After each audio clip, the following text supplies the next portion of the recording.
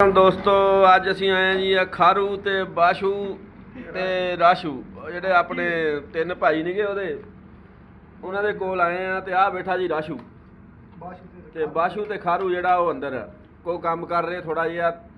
ਇਹ ਮੂੰਹ ਕੋਈ ਫਿਰਦੇ ਆ ਥੋੜਾ ਜਿਹਾ ਨਾ, ਕਹਿੰਦੇ ਸਾਡਾ ਨਾ ਵਾਵਾ ਜਿਹੜਾ ਯਾਰ ਟੈਨਸ਼ਨ ਜੀ ਬਣੀ ਆ, ਫਿਕਰ ਜੀ ਉਹਨਾਂ ਵਾਸਤੇ ਸਾਲਾਨਾ ਤਿਆਰ ਕਰਦੇ ਪਏ ਹਾਲਾਤ ਖਰਾਬ ਹੈ। ਇਹਨਾਂ ਨੂੰ ਸਾਨੂੰ ਰੋਟੀ ਖਵਾਉਣੀ ਪੈਣੀ ਆ ਯਾਰ, ਆਪਦਾ ਇਲਾਕਾ ਛੱਡ ਕੇ ਆ ਗਏ ਆ। ਦੱਸੋ ਜੀ ਤੁਸੀਂ ਹੁਣ ਤੁਹਾਨੂੰ ਕੋਈ ਹੈ ਟੈਨਸ਼ਨ ਫਿਕਰ? ਨਹੀਂ, ਤੁਹਾਡੇ ਨਾਲ ਜ਼ਿਆਦਤੀ ਕੀਤੀ ਹੈ ਭੈਣ ਤੁਹਾਡੀ। ਰਾਤ ਇੱਥੇ ਆਏ ਬੈਠੇ ਆ, ਟੈਨਸ਼ਨ ਹੈਗੀ ਤੇ ਯਾਰ ਚੈੱਕ ਕਰ ਲਓ, ਆ ਮਿਲੇ ਆ ਸਾਨੂੰ ਜੀ ਵਿਚਾਰੇ, ਬਹੁਤ ਰੋ ਰਹੇ ਆ। ਇਹ ਤਾਂ ਹੁਣ ਅਸੀਂ ਇਹਨੂੰ ਬੜੀਆਂ ਨਾ ਔਖੇ ਹਸਾ ਰਹੇ ਆ ਥੋੜਾ ਜਿਹਾ ਨਾ। ਆ ਜੀ ਸਾਡਾ ਕੁੱਕ ਜਿਹੜਾ ਇਹਨਾਂ ਨੂੰ ਤਿਆਰ ਕਰਕੇ ਦੇ ਰਿਹਾ, ਇਹਨਾਂ ਨੇ ਕਹਿੰਦੇ ਜੀ ਅਸੀਂ ਜਾਵਾਂਗੇ ਇਹਨਾਂ ਨੂੰ। ਹਾਂਜੀ ਤੁਸੀਂ ਦੱਸੋ ਭਾਈ ਜਾਨ ਆਪਣੇ ਬਾਰੇ ਕੋਈ ਇਹਨਾਂ ਦੇ। ਉਹ ਗਰੀਬ ਮਾੜੇ ਜੀ।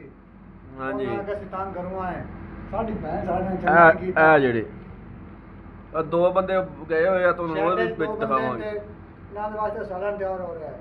ਇਹਨਾਂ ਨੂੰ ਅਸੀਂ ਬੜੇ ਔਖੇ ਰੱਖਿਆ, ਰਹਿੰਦੇ ਨਹੀਂ ਸੀ। ਇਹ ਕਹਿੰਦੇ ਅਸੀਂ ਭੈਣ ਗਰੀਬ ਆ, ਸਾਡੀ ਭੈਣ ਸਾਡੇ ਨਾਲ ਜ਼ਿਆਦਤੀ ਕੀਤੀ ਹੈ।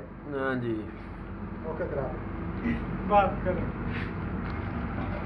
ਆ ਇਹਨਾਂ ਵਾਸਤੇ ਪਕਾ ਰਹੇ ਆ ਜੀ ਸੁੱਕਾ ਗੋਸ਼ਤ ਭੁੰਨ ਰਹੇ ਆ ਆਪਣਾ ਤਿਤਰਾਂ ਦਾ ਮਹਿਮਾਨ ਆਏ ਆ ਤੇ ਇਹਨਾਂ ਵਾਸਤੇ ਨਾ ਬਣਾਉਣਾ ਵਾ। ਹੁਣ ਢੱਕ ਦੇ ਤੂੰ।